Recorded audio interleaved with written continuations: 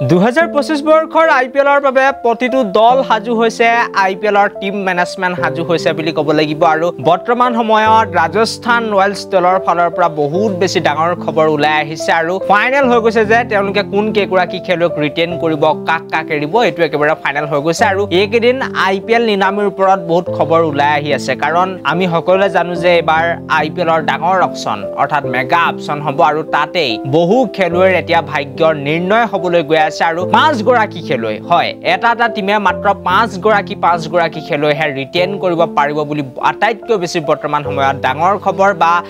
breaking বুলি ক'ব লাগিব এটো একেবাৰে ফাইনেল হৈ গৈছে যে 5 গৰাকী প্লেয়াৰ এটা টিমে ৰিটেইন কৰিব গতিকে ৰাজস্থান ৰয়েলছে কাক ৰিটেইন কৰিব পাৰে সেই বিষয়েও বৰ্তমান সময়ত আমাৰ হাতত আহি পৰিছে ডাঙৰ খবৰ গতিকে সবিশেষ আজিৰ এই ভিডিঅ'টোত বা প্ৰতিবেদনটোত আপোনালোকক জনাবলৈ চেষ্টা কৰিম কিন্তু তাৰ আগতে আপোনালোকে জাস্ট এটা কাম কৰিব ভিডিঅ'টো এটা লাইক কৰিব লগতে চেনেলটো এনেকুৱা ধৰণৰ সুন্দৰ খবৰৰ বাবে এতিয়া সাবস্ক্ৰাইব কৰি ল'বলৈ নাপাহৰিব আৰু মই এতিয়া আহি গৈছো আজি ভিডিঅ'টোৰ মূল বিষয়টো লৈ আপোনালোক সকলোকে মই জনাই দিব বিচাৰিছো যে ডিসেম্বৰ মাহত 2025 বৰ্ষৰ আইপিএলৰ মেগা অপচন হ'ব এবাৰ নিলামিত কোন খেলুৱৈৰ ভাগ্য নিৰ্ণয় হয় হেতু দেখাটো লক্ষণীয় হ'ব কাৰ আসলতে বেছিকৈ ভাগ্যই লগ দিয়ে হেতু দেখাটো লক্ষণীয় হ'ব কিন্তু 5 গৰাকী খেলুৱৈ এটা টিমে ৰিটেইন কৰিব পাৰিব বুলি মই আগতে আপোনালোকক কৈছো গতিকে ৰাজস্থান ৰয়েলছে প্ৰথম যিগৰাকী খেলুৱৈক ৰিটেইন কৰিব হেগৰাকীৰ নাম হয়তো সকলোৱে জানে সঞ্জু চেমছন কেপ্টেইন টিমৰ আৰু দলৰ অধিনায়কক তেওঁলোকে এতিয়া এৰি দিব নিবিচাৰিব গতিকে সঞ্জু চেমছন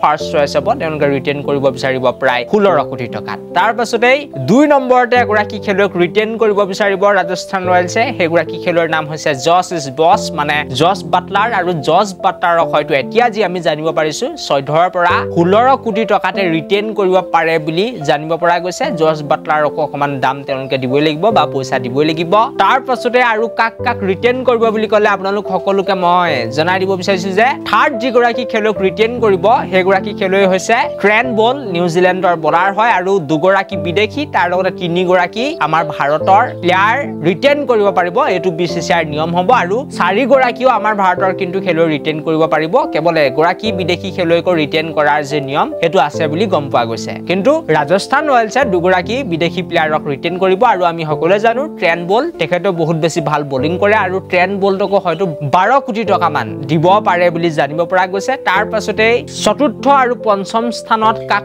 ৰিটেইন কৰিব বুলি ক'লে আপোনালোক সকলোকে মই জনাই দিব বিচাৰিছো যে য়শস্বী জয়সৱাল 4 নম্বৰত তেখেতক ৰিটেইন কৰিব আৰু সকলোৱে জানো য়শস্বী জয়সৱাল কিমান এগৰাকী প্ৰতিভাৱান খেলুৱৈ হয় আৰু য়শস্বী জয়সৱাল আহিবলগীয়া টাইমত ভাৰতীয় ক্ৰিকেট দলৰ টু ফিউচাৰ হয় তাৰ লগতে ৰাজস্থান ৰয়েলছ টিমৰ হয়তো কেপ্টেইন হ'ব পাৰে গতিকে জয়সৱালক নিশ্চয় ৰিটেইন কৰিব আৰু হয়তো য়শস্বী জয়সৱালক 8 কোটি মান টকাত ৰিটেইন কৰি থব এবাৰ ৰাজস্থান ৰয়েলছৰ টিমে তাৰ পাছতে একেবাৰে অন্তিম যেটো নাম হেতু হৈছে আমাৰ অসম সন্তান ৰিয়ান পৰাগৰ হয় ৰিয়ান পৰাগক হয়তো ৰিটেইন কৰিব পাৰে ৰাজস্থান ৰয়েলছৰ টিমে আৰু যে জানিব পৰা গৈছে ৰিয়ান পৰাগক হয়তো 4 নহলে 6 কোটি টকাৰ ভিতৰতে ৰিটেইন কৰি থব আৰআৰ দলে আৰু মোস্ট লাইকলি হয়তো এই 5 গৰাকী খেলুৱৈকে 2025 বৰ্ষৰ আইপিএলৰ বাবে প্ৰথমতে ৰাজস্থান ৰয়েলছৰ টিমে ৰিটেইন কৰিব আৰু নিলামিত কাক কিনে হেতু দেখাটো লক্ষণীয় হ'ব কিন্তু ধ্ৰুৱ জুৰেল এগৰাকী প্লেয়াৰ তেওঁলোকৰ আছে মোস্ট ইম্পৰ্টেন্ট তেখেতক হয়তো ৰিটেইন কৰে নকৰে সেই বিষয়ে এতিয়ালৈকে একেবাৰে 100% আপডেট অহা নাই বা সঠিক খবৰ অহা নাই যদি ধ্ৰুৱ জুৰেলক ৰিটেইন কৰে তেনেহলে ট্ৰেন বলটো হয়তো ৰাজস্থানে ৰিলিজ কৰিব লাগিব গতিকে বহু কথা এতিয়া চাবলগীয়া হ'ব আৰু এই ভিডিঅ'টো ইমান প্ৰিয় আছিল thank you for watching this video